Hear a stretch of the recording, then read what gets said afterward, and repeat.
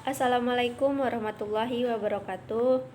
Perkenalkan, nama saya Siti Fatimah Zahra dengan NIM 20017029. Dalam video kali ini, saya akan membahas tentang pertumbuhan dan perkembangan dialek, di mana pertumbuhan dan perkembangan merupakan dua hal yang serupa tetapi tidak sama. Sebagaimana sebuah tumbuhan, dialek juga mengalami pertumbuhan dan perkembangan. Faktor non-kebahasaan dan faktor kebahasaan sangat menentukan pertumbuhan dan perkembangan dialek tersebut. Pada video kali ini, saya akan memaparkan pertumbuhan dan perkembangan dialek dalam perspektif dialektologi. Baik, mungkin sebaiknya dalam bagian awal kita akan menjabarkan tentang pertumbuhan dialek terlebih dahulu. Konsep tumbuh di dalam Kamus Besar Bahasa Indonesia menurut Alwi pada tahun 2005 adalah timbul atau hidup dan bertambah besar atau sempurna. Dengan kata lain, bertambah besar atau sempurnanya tersebut bisa mengacu pada tentang benih tanaman, bagian tubuh seperti rambut, gigi, dan sebagainya. Pertumbuhan juga bermakna sebagai hal tumbuh. Bisa juga bermakna sebagai perkembangan kemajuan. Jadi, dalam dialek, pertumbuhan itu adalah timbul atau munculnya suatu dialek dan bertambah besar atau sempurna yang mengarahkan pada kemajuan. Baik, pertumbuhan dialek ini disebabkan oleh faktor non-kebahasaan dan faktor kebahasaan. Dalam faktor non-kebahasaan tertuang pada keadaan alam, contohnya daerah yang terpencil. Daerah terpencil tersebut mempengaruhi ruang gerak penduduk setempat untuk dapat berkomunikasi dengan dunia luar, sehingga mobilitasnya cenderung rendah. Selain keadaan alam, batas alam seperti batas politik, ekonomi, dan cara hidup yang tercermin dalam kehidupan sehari-hari dalam dialek yang bersangkutan. Bahkan timbulnya dialek disebabkan oleh adanya hubungan dan keunggulan bahasa-bahasa yang terbawa oleh para penuturnya ketika terjadi perpindahan penduduk, penyerbuan, ataupun dalam proses penjajahan suatu daerah atau bangsa. Contohnya, kita akan mengambil pertumbuhan bahasa Jawa di Lampung yang melahirkan bahasa Jawa tetapi dialek Lampung yang berbeda dengan bahasa Jawa pada daerah Jawanya tersendiri seperti Jawa Solo, Jawa Yogyakarta.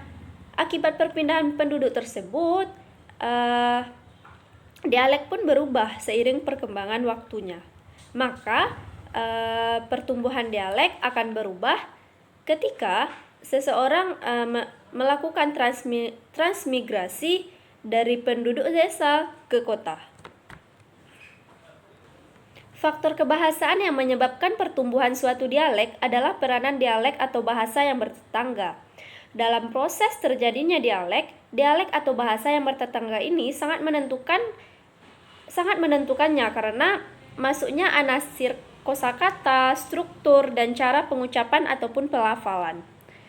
Anasir, kosakata, struktur, dan pelafalan dialek atau bahasa tetangga berinteraksi dengan dialek atau bahasa daerah tertentu sehingga pertemuan antar dua dialek atau bahasa yang bertetangga memunculkan dialek atau bahasa yang terbaru atau berbeda dari bahasa aslinya.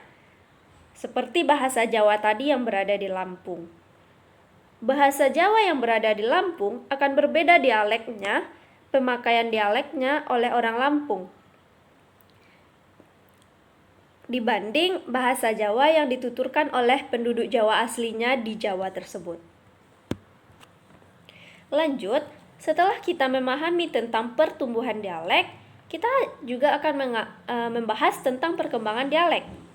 Dalam Kamus Besar Bahasa Indonesia, Alwi juga mengatakan bahwa konsep berkembang adalah menjadi besar, luas, banyak, dan sebagainya, atau menjadi merata, meluas, dan sebagainya.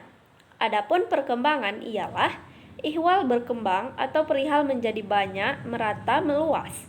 Perkembangan dialek dimaksud adalah perluasan wilayah dan jumlah pemakai dialek.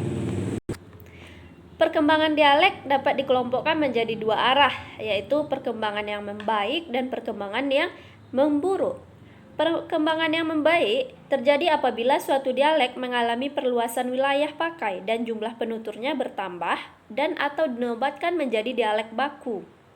Sementara perkembangan memburuk itu terjadi jika suatu dialek semakin berkurang penuturnya dan semakin berkurang pula wilayah pakainya atau malah bisa lenyap sekali. Kedua jenis perkembangan itu dipengaruhi oleh faktor luar biasa. Faktor-faktornya yang sangat pesat mengakibatkan perkembangan dialek berubah. Misalnya dalam hal peningkatan dan penobatannya menjadi dialek baku dari bahasa yang bersangkutan.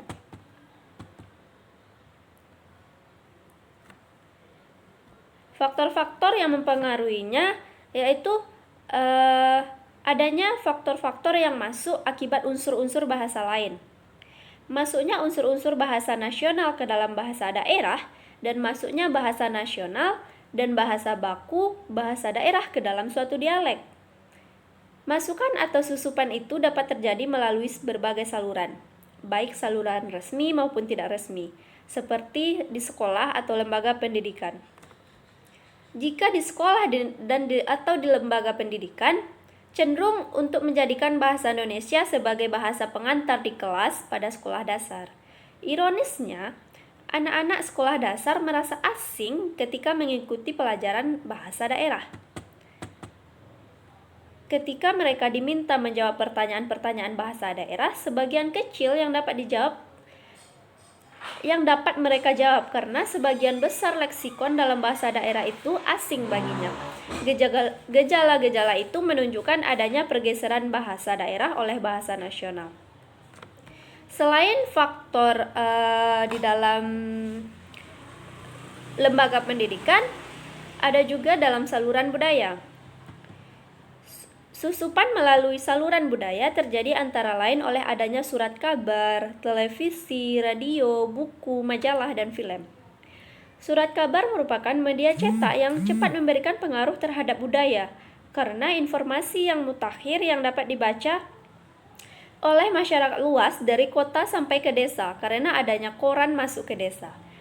Perubahan atau peristiwa apapun segera dapat diperoleh oleh pembaca. Karena itu, surat kabar memberikan pengaruh terhadap budaya daerah, karena masuknya budaya internasional, nasional, ataupun daerah lainnya. Sementara itu, media elektronik seperti televisi dan radio merupakan sarana informasi yang cepat, terutama pengaruhnya terhadap perubahan budaya. Hampir setiap rumah di desa, bahkan di kota, memiliki sarana elektronik tersebut. Dengan demikian, tidak mustahil jika masyarakat cenderung mudah beradaptasi dengan budaya baru, karena setiap hari mereka menikmati sajian yang menarik, mulai berita sampai hiburan. Mereka tidak sempat lagi membaca ataupun mendengar berita yang lingkupnya berbahasa daerah. Bahkan, anak-anak cenderung mematikan atau memindahkan gelombang televisi ataupun radio tersebut jika ada siaran berbahasa daerah. Fenomena inilah yang turut menyebabkan perkembangan memburuk suatu dialek khususnya dan bahasa pada umumnya. Faktor lainnya yaitu faktor sosial. Seiring dengan makin membaiknya taraf ekonomi masyarakat, makin membaik pula taraf pendidikan masyarakat. Pada umumnya, mereka meninggalkan kampung halaman untuk mencari ilmu atau bekerja seperti pedagang, buruh, pegawai daerah, dan sebagainya. Setiap pagi mereka datang ke kota dan sorenya mereka kembali ke kampung halaman. Bagi pekerja yang mobilitasnya sirkulasi, sementara para mahasiswa dari kampung itu merasa malu ketika menggunakan dialek di daerahnya. Mereka cenderung menggunakan bahasa yang dianggap berpretis dalam kesehariannya. Kebiasaan itu juga dilakukan dalam berbahasa sehari-hari ketika mereka kembali ke kampung halamannya. Cenderung, mahasiswa yang datang ke kota akan lebih sering memakai bahasa kota tersebut dibanding bahasa daerahnya sendiri karena disebabkan oleh beberapa faktor. Misalnya, mahasiswa tersebut malu menggunakan bahasa daerahnya sendiri. Dan mahasiswa tersebut menyatakan atau langsung mengungkapkan bahwa bahasa di kota lebih modern daripada bahasa di daerahnya sendiri. Dengan demikian, tingkat mobilitas suatu masyarakat cenderung tinggi sehingga bahasa yang dituturkan juga turut terpengaruh oleh bahasa lain atau bahasa nasional, bahkan bahasa asing. Fenomena tersebut merupakan faktor yang mempengaruhi perkembangan memburuk suatu dialek tertentu.